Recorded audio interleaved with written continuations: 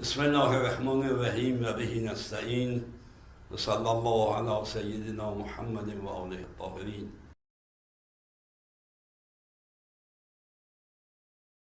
چھٹی فصل، سختی سے کام لینے والے والدین۔ اس طرح کے والدین اپنے عزیز بچوں کے مستقبل کو خطرے میں ڈالتے ہیں۔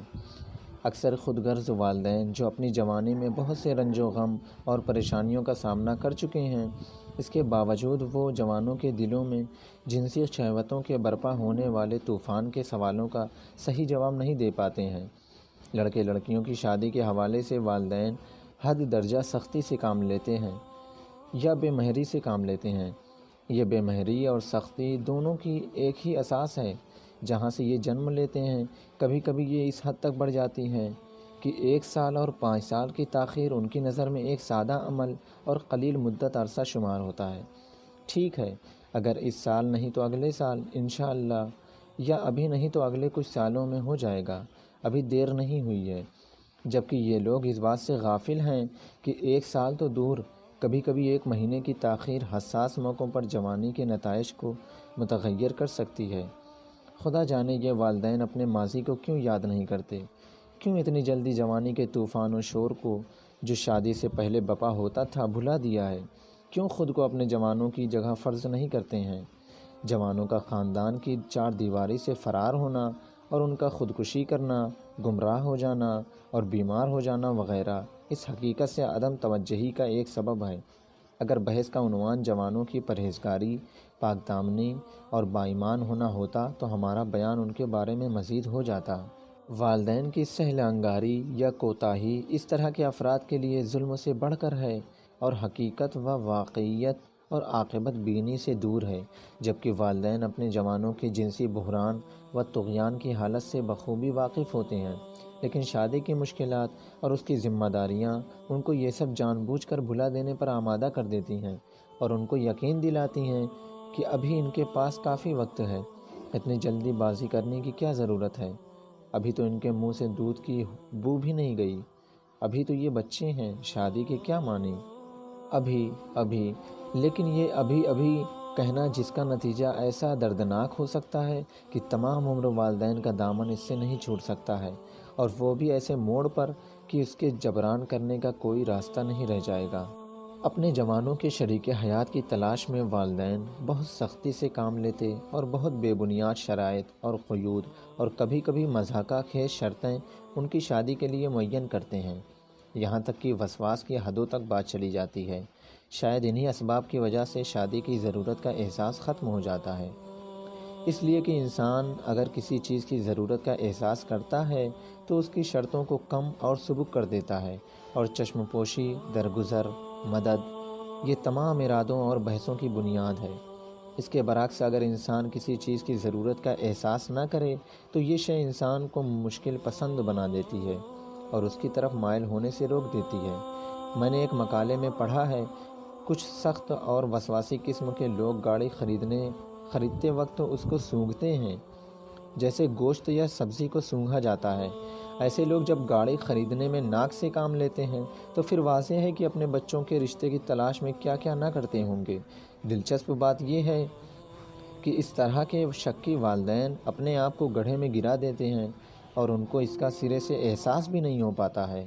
شاید اس کی نفسیاتی وجہ یہ ہو کہ وہ افراد جو دھوکے باز اور خودنما ہوتے ہیں، چال بازی اور چاپلوسی وغیرہ کے ذریعے اور خود کو سبز باغ میں دکھا کر شکی لوگوں کے دلوں میں جگہ بنا لیتے ہیں، ورنہ یہ کام ایک شریف اور عام انسان سے ناممکن ہے، اور وہ ہرگز کسی کو اپنی طرف اس طرح جذب نہیں کرتا ہے۔ صحیح ہے کہ شریک حیات کے انتخاب میں یقیناً دقت سے کام لیا جائے، کیونکہ شریک حیات کا انتخاب پوری زندگی کے لیے ہوتا ہے، نہ کہ کچھ دن استعمال کیا اور پھینک دیا۔ لیکن دقت اور سختی و وسواس میں بڑا فرق ہے۔ اگر مد مقابل شریک حیات آپ کے لیے مناسب ہے اور باخبر افراد کی تحقیقات بھی اس کی تائید کرتی ہے تو بغیر کسی تردد کے آپ کو قدم آگے بڑھانا چاہیے۔ اللہ کی مدد کے خواہاں رہیں، اطمینان رکھیں کہ اس کا نتیجہ آپ کے لیے بہتر ثابت ہوگا۔ اسلامی دستورات و عقل اور دانش مند کے بڑی تعداد میں تجربات والدین کو وصیت کرتے ہیں کہ اپنے جوانوں کی شادی کے امور میں عجلت سے کام لیں، بے مہری اور بیجا سختیوں سے اجتناب کریں، سختیوں کے نتیجے میں پیدا ہونے والے خطرات کو معمولی شمار نہ کریں اور اپنے عزیز جوانوں کے مستقبل کو خطرے میں نہ ڈالیں۔ اس بات کو یاد رکھیں کہ جوانوں کی جنسی خواہشات اس قدر طاقتور ہوتی ہیں کہ ان کے بارے میں اگر لاپرواہی اور تساہلی سے کام لیا تو کوئی بھی خطرناک حادثہ پیش آ سکتا ہے۔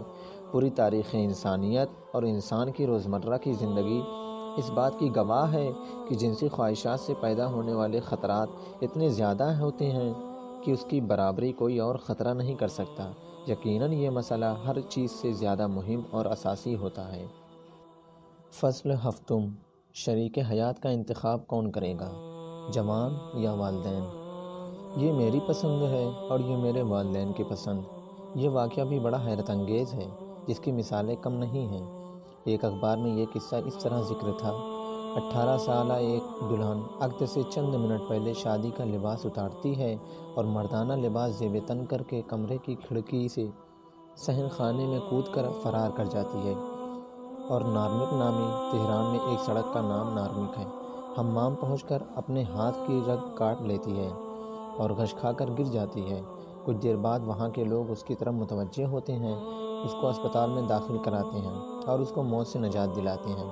یہ لڑکی موت سے پہلے نجات پانے کے بعد اپنی زندگی کا ماجرا پولیس کے سامنے اس طرح بیان کرتی ہے: پچھلے سال میں ہائی اسکول میں پڑھتی تھی اور ایک جوان کے ساتھ میرا رشتہ ہو گیا تھا جس کا انتخاب میں نے خود کیا تھا۔ پچھلے سال ایک دن میں اخبار پڑھ رہی تھی کہ اچانک میری نظر میرے ہونے والے شریک حیات کی تصویر پر پڑی کہ جسے نارمک کے ایک سپاہی دستے نے سونے چاندی کی چوری کے جرم میں گرفتار کیا تھا۔ یقین نہ کرتے ہوئے میں نے اس کے گھر فون سے رابطہ کیا۔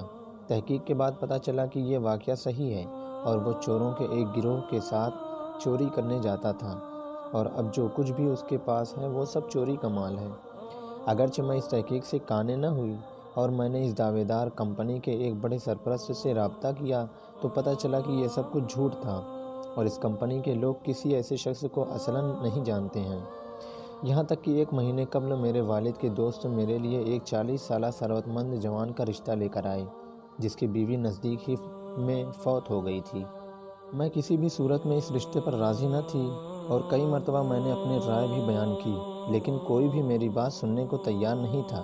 میرے والد اس طرح اس رشتے پر اصرار کرتے رہے اور دیکھتے ہی دیکھتے میری شادی کی دعوت نامے تقسیم ہونا شروع ہو گئے اور نوبت شادی تک پہنچ گئی، اور اس وقت میرے پاس شادی کی محفل سے فرار اور اس کے بعد خودکشی کے علاوہ کوئی راستہ نہ تھا۔ مسئلہ یہ ہے کہ آیا جوانوں کی شادی کے فیصلے والدین، اہل خانہ اور خاندان کے بزرگوں کے اختیار میں ہونا چاہیے یا یہ حساس مسئلہ جوانوں کے میلان اور رجحان کے حوالے کر دیا جائے اور کسی دوسرے کی کوئی مداخلت اس میں شامل نہ ہو؟ اس مقام پر دو نظریات پائے جاتے ہیں، مکمل طور پر ایک دوسرے کے مخالف ہیں اور طرفین میں ہر ایک کے پاس منطقی دلیلیں موجود ہیں۔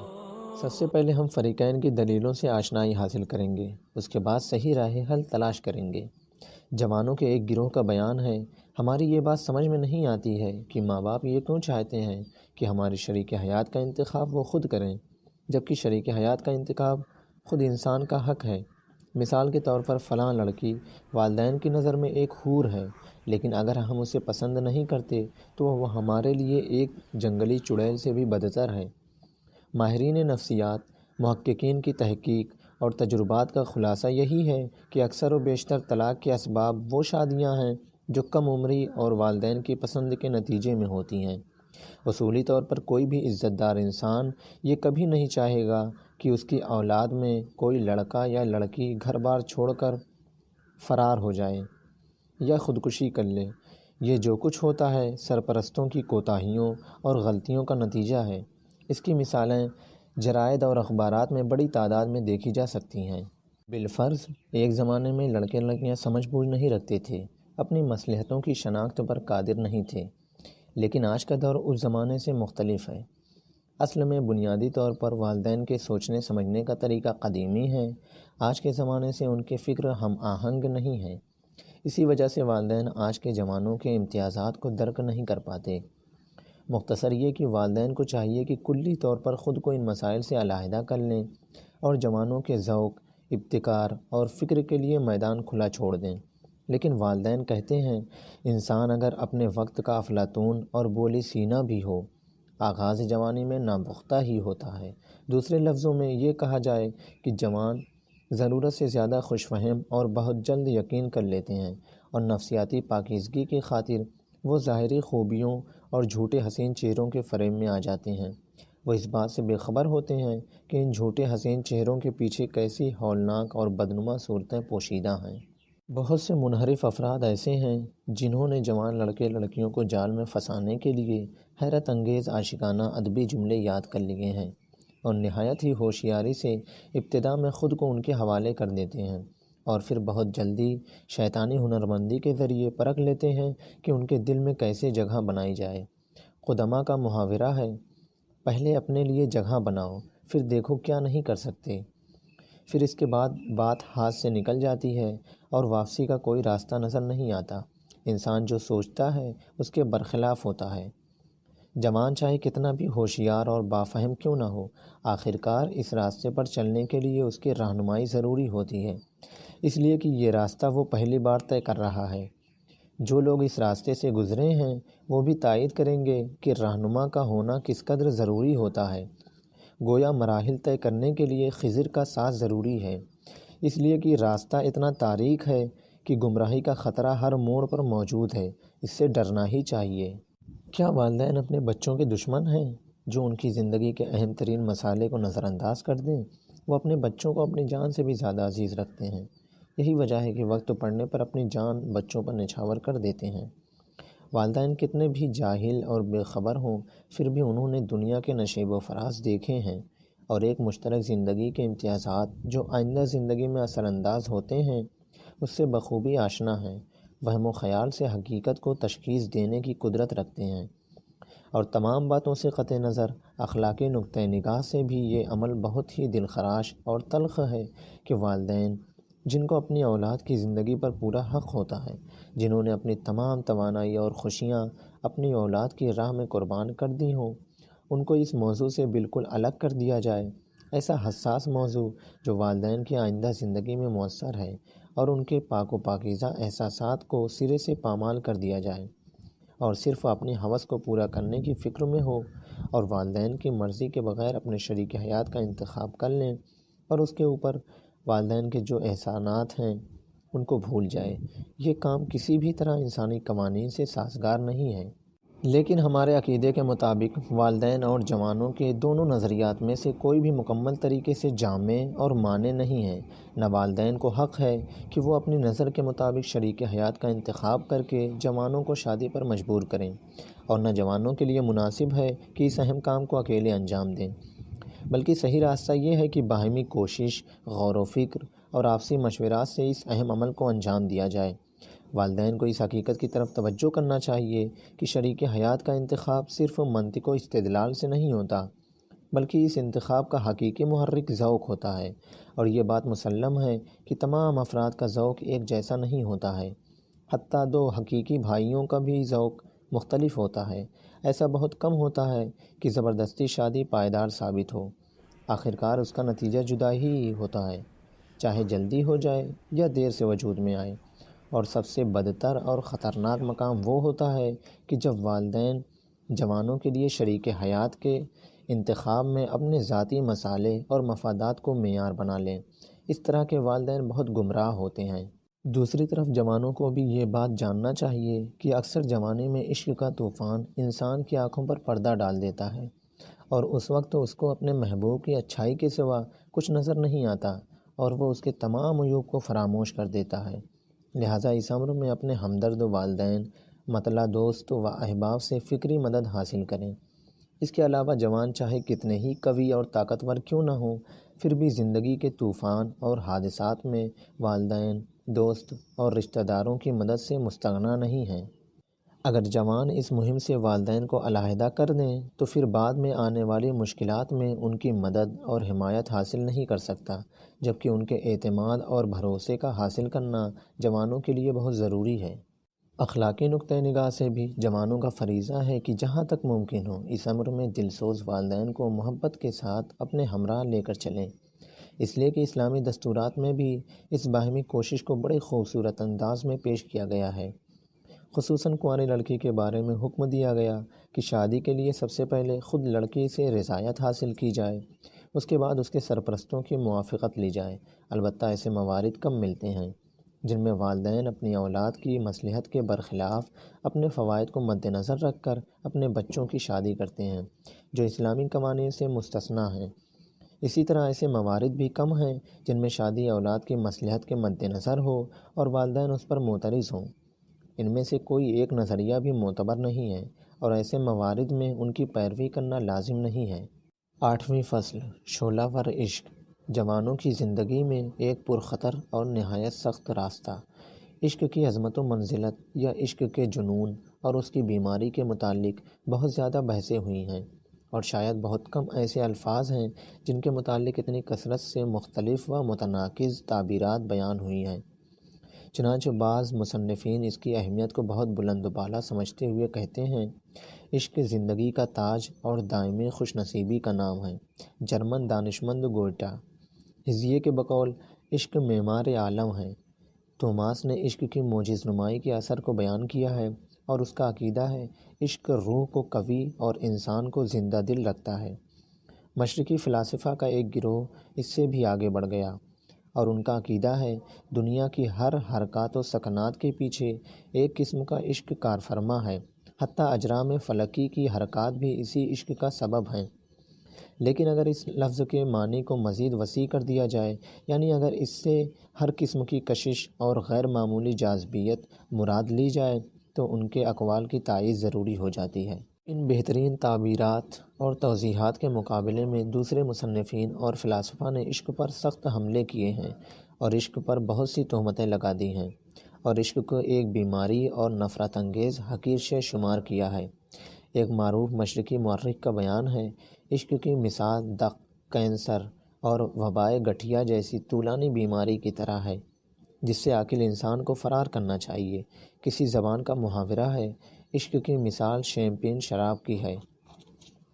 دوسرے دانشمند افراد جیسے کوپرنیک، جو فلکیات میں بہت معروف ہے، اس نے عشق کے حوالے سے خود کو تحقیر کرتے ہوئے بڑی احتیاط کے ساتھ کہا، عشق اگر ایک قسم کا جنون نہیں ہے تو حد عقل ایک ناتواں مغز کا نچوڑ ضرور ہے۔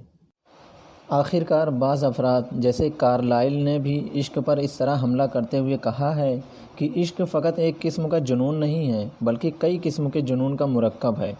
اس طرح کی متناقض تفسیر کو کسی ایک واقعے پر حمل نہیں کرنا چاہیے۔ در حقیقت یہ اختلاف یا تناقض تبصرہ کرنے والوں کے زاویہ نظر کا اختلاف ہے۔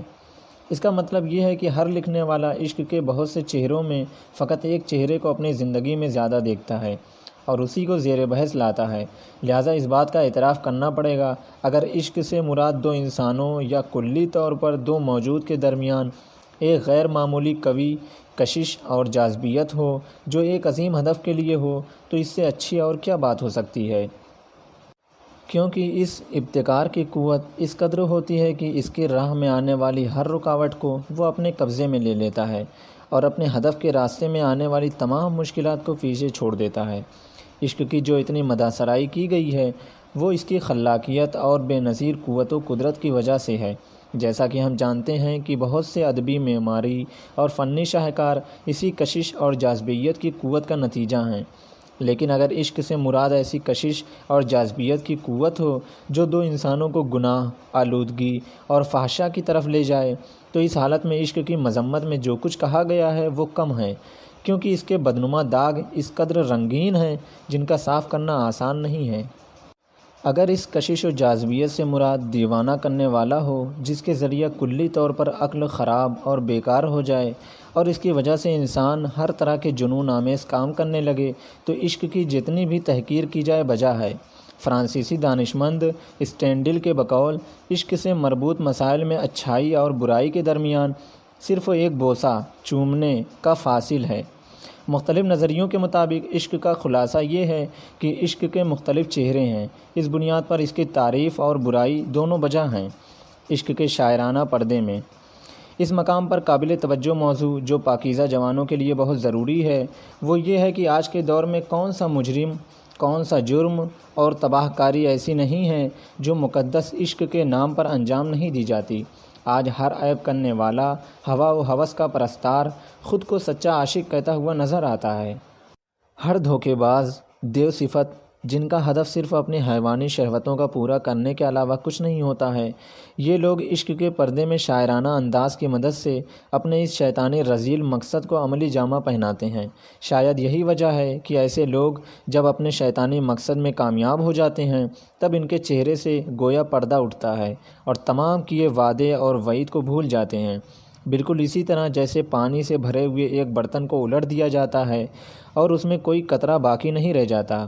اسی طرح ان کا دل محبت و عاطفت اور ہزاروں محبت کے کیے ہوئے وعدوں سے خالی ہو جاتا ہے۔ ایسی صورت میں معشوق دل شکستہ اور پشیمان ہو جاتا ہے اور اس کی دنیا میں غم و اندوہ چھا جاتا ہے۔ جوانوں کو چاہیے کہ بڑی سمجھ بوجھ کے ساتھ ایسے جھوٹے عشق کے دعوے داروں سے آگاہ رہیں، اس لیے کہ اس طرح کے فریب کاروں کے پاس جھوٹ اور دھوکے کے علاوہ کوئی سرمایہ نہیں ہوتا، اور ظاہری عشق سے بھرے ہوئے دل ایک وقت میں کئی جگہ گروی ڈال دیتے ہیں اور دھوکہ دھڑی اور فریب کاری کے ذریعے اپنے کو سچا عاشق ثابت کرتے ہیں۔ توجہ رہے، آج کے دور میں بہت سے لوگ اس لباس میں نظر آتے ہیں۔ یہی وہ لوگ ہیں جو بے حیائی کی اس حد تک پہنچ جاتے ہیں کہ ایک جھوٹ و فریب سے بھرے ہوئے خط کو کل کر کے کئی لڑکیوں کو ایک ساتھ بھیجتے ہیں اور ہر جگہ عشق کے پاکیزہ لباس کو زیب تن کر کے دھوکہ دیتے ہیں اور اس عشق کے نام پر ہزاروں جرموں کا ارتکاب کرتے ہیں۔ نہ فقط لڑکیوں کو آگاہ رہنا چاہیے بلکہ لڑکے بھی ہوشیاری سے کام لیں۔ اس زمانے میں مختلف قسم کے جال عشق کے نام سے بچھے ہوئے ہیں، ایسے جال کہ جس میں پھنسنے کے بعد اس سے رہائی بہت مشکل ہو جاتی ہے، اس لیے کہ ایک لمحے کی غفلت یا بیجا خوش بینی کا جبران ممکن ہے تمام عمر ادا نہ ہو سکے۔ خصوصاً ایسے افراد جو محبت کی کمی کا شکار رہے ہیں اور محرومیت کے ساتھ زندگی بسر کی ہے، وہ بہت جلد ان عشق و محبت کے اظہار میں تسلیم ہو جاتے ہیں اور یہی محرومیت، فریب اور دھوکہ کھانے کا سبب